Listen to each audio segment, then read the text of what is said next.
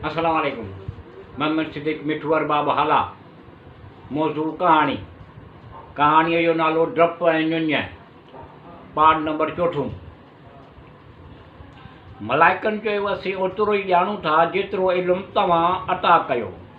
अल्लाह ख़ालिक़ करीम हज़रत आदम अलैहिस्सलाम खे जिन खे इल्मु अता कयो उहे नाला ॿुधायो। हज़रत आदम जिन खे अल्लाह ख़ालिक़ रहीम फ़रमायो ऐं हज़रत आदम अलैहिस्सलाम जिन उहे नाला ॿुधाया जेको इल्मु हो अता कयो।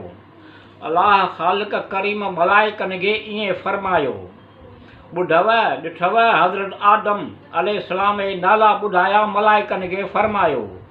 अल्लाह ख़ालिक़ रहीम तव्हां ई सभु कुझु ॼाणो था। मलाइकनि चयो, हज़रत आदम अलैहिस्सलाम ज़मीन खेड़ींदो ॿनी पोखींदो हुयो। हज़रत आदम अलैहिस्सलाम तमामु घणी महिनत पोरियो कंदो हुयो। अहिड़ी तरह खाइण पीअण जो बंदोबस्तु कंदो हुयो।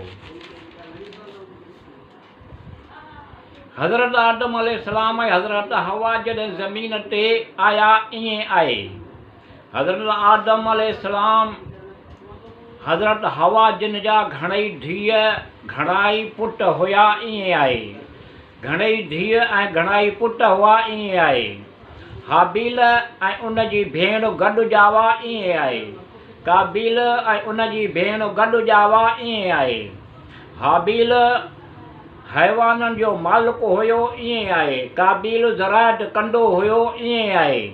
हज़रत आदम अलैहिस्सलाम पंहिंजे ॿिन्ही पुटनि खे चयो ईअं आहे त ख़ुदा अल्लाह रब्बुल आलमीन जे बारगाह में क़ुर्बानी करियो ईअं आहे।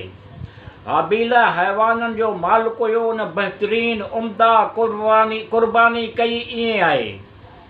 अल्लाह रहमान रहीम जी इबादत करण लाइ पहिरियों घर हज़रत आदम अलैहिस्सलाम कैबतुल्लाह ठाहियो आहे। काबील ज़राअत कंदो हो, ज़राअत खां बेख़बर हुयो ईअं आहे त उन मामूली साफ़ पाक न हुई। इहा क़ुर्बानी कई ईअं आहे। उन करे काबील जी क़ुर्बानी क़बूल कोन पई ईअं आहे। उन ज़माने में क़ुर्बानी अहिड़ी तरह सां थींदी हुई ईअं आहे। क़ुर्बानी खणी जबल ते छॾींदा हुआ ईअं आहे। जबल में बाहि पैदा थींदी हुई ईअं आहे। उन बाहि में उहा क़ुर्बानी सड़ी वेंदी हुई ईअं आहे त उहा क़ुर्बानी क़बूल थी सम्झबी हुई ईअं आहे। ईअं काबील आतश कुंडा ठाहियो ईअं आहे।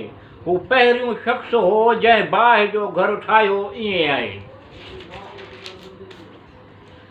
काबील चयो त हिन बाहि जी परतिश कंदो ईअं आहे। उन करे जो संदसि क़ुर्बानी क़बूल करे ईअं आहे। अल्लाह करीम जे हुकुम जो इनकारी दुश्मन शैतान अल्लाह करीम जे हुकुम जो इनकारी दुश्मन ख़ुदा शैतान ईअं आहे। शैतान काबील खे वरगलायो चयो त ईअं आहे। हाबील जी क़ुर्बानी क़बूल थी ईअं आहे। तुंहिंजी क़ुर्बानी क़बूल कोन थी ईअं आहे। तुंहिंजे हाबील खे छॾियो त ईअं आहे। हाबील खे पुट थींदा तुंहिंजे पुटनि खे ईअं आहे। संदन क़ुर्बानी क़बूल थियण ते फ़ख़ुरु कंदा ईअं आहे। तुंहिंजे हाबील खे ज़िंदह छॾियो त ईअं थींदो ईअं आहे।